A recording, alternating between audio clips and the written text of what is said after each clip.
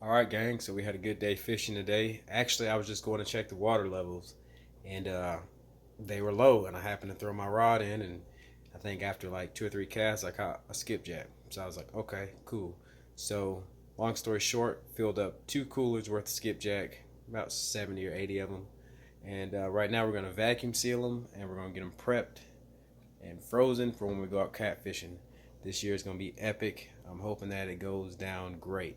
But just a few tips on how I do it, and I'll also show you the lures or the rig I was using to catch them.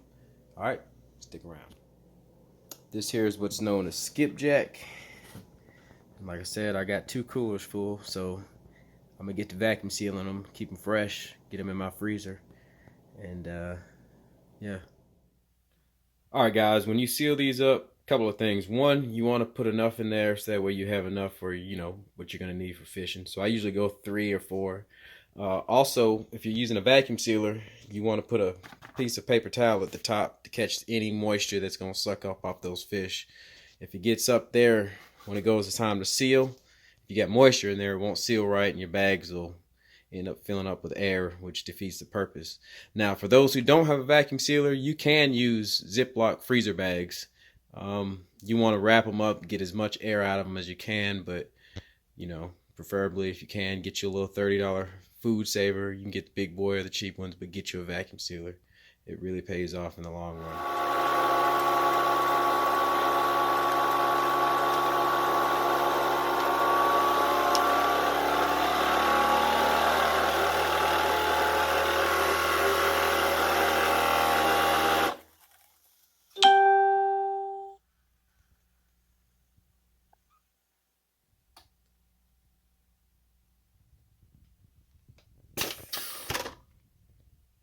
All right, and then what I do is I check, make sure I've got a good seal, which I do. All right, this one's ready to go. All right, guys, so this is how you want your fish to be vacuum sealed. You want to be airtight, no movement from the fish. This right here is a bad example of a vacuum seal. See how that fish just moving around in there? So what we'll do is we'll double bag that just so we get it airtight. The reason you do that because these fish are highly oily. And when you freeze them, that oil breaks down and, well, it loses the flavor and concentration of it. The catfish are attracted to that oil, so you want to keep that oil preserved. When it gets like this, it gets freezer burnt, they break down, and the quality just isn't there. And you'll notice you'll go out and you won't get any bites or fewer bites when it's like this. So, again, vacuum seal is super tight. All right, guys, there they go.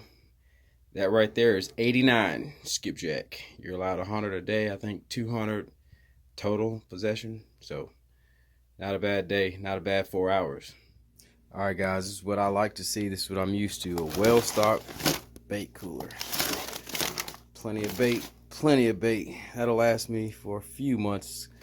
At least the first part of spring. I plan on doing some heavy-duty catfishing this year, so my goal is 100 pounds, so let's see if we can break that.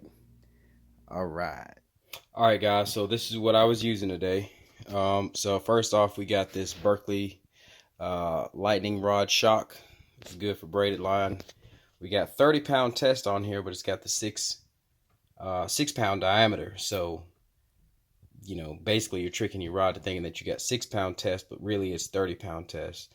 This is the Abu Garcia Revo X. Bad boy. I like to call it a winch. And what we did today to get all these skipjack, we got a total of 89.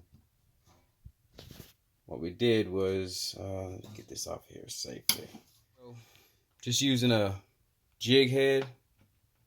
All right, I like to use the neon green. As you can see, the rocks and everything wore it out today.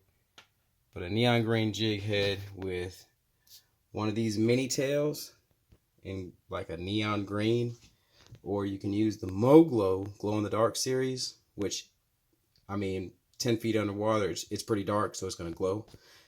That works great. And then I had the Baby Shad Moglow, which was the same color as this, like a bright neon green. And I'm sure this camera isn't doing no justice. That looks more clear, but it's a bright neon green, guys, and it's almost that color right there. And that's what I was using to tear them up. And skipjack, I mean, they're sight fish, so you know, pinks, reds, greens, whites, all those bright colors will get their attention. And that's pretty much how we did it. Thanks for watching. You guys have a great night.